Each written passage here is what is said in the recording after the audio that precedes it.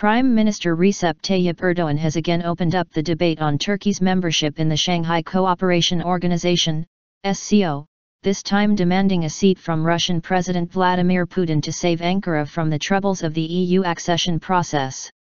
Responding to a question over Ukraine's recent decision to halt a trade pact with the European Union, Putin said the issue had no political dimension and that they would learn from Turkey's EU experiences. "We will ask Turkey what we can do. Turkey has great experience in EU talks," Putin said at a joint conference with Prime Minister Recep Tayyip Erdoğan in St. Petersburg. Erdoğan replied, "You are right. 50 years of experience is not easy. Allow us into the Shanghai Cooperation Organization and save us from this trouble." Ukraine abruptly abandoned a historic new alliance with the EU on November 21, halting plans for an imminent trade pact with the bloc and saying it would instead revive talks with Russia. The Prime Minister said he had conveyed Turkey's membership request to Putin before. "We care about this." Turkey became the first NATO member state to become a dialogue partner with the regional body which is colloquially known as the Shanghai Five in April. Turkey said the cooperation would strengthen Turkey's ties with the organization, primarily in the domains of economy and transportation.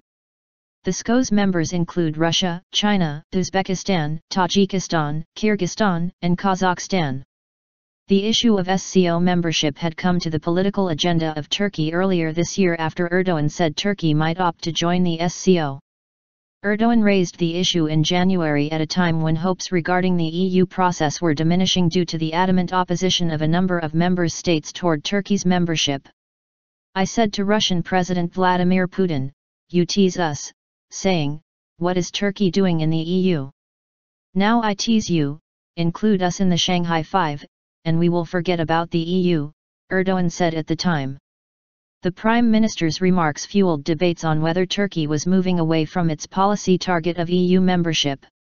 President Abdullah Gül also reiterated that the SCO and the EU were not alternatives to each other at the time.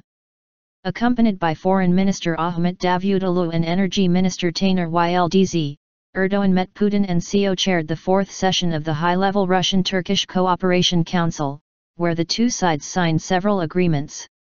Meanwhile, Putin said Western states must persuade the Syrian opposition to attend talks with Syrian President Bashar al-Assad's government, which he said should take place as soon as possible. Russia took on the responsibility of convincing the Syrian leadership. "We did our part.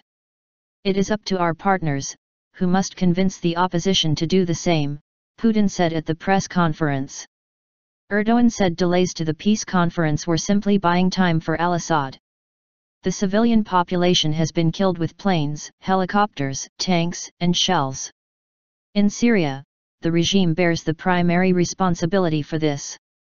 On the opposite side, extremist groups also bear responsibility. But they have only short and long-range weapons. But the regime does not differentiate," Erdoğan said.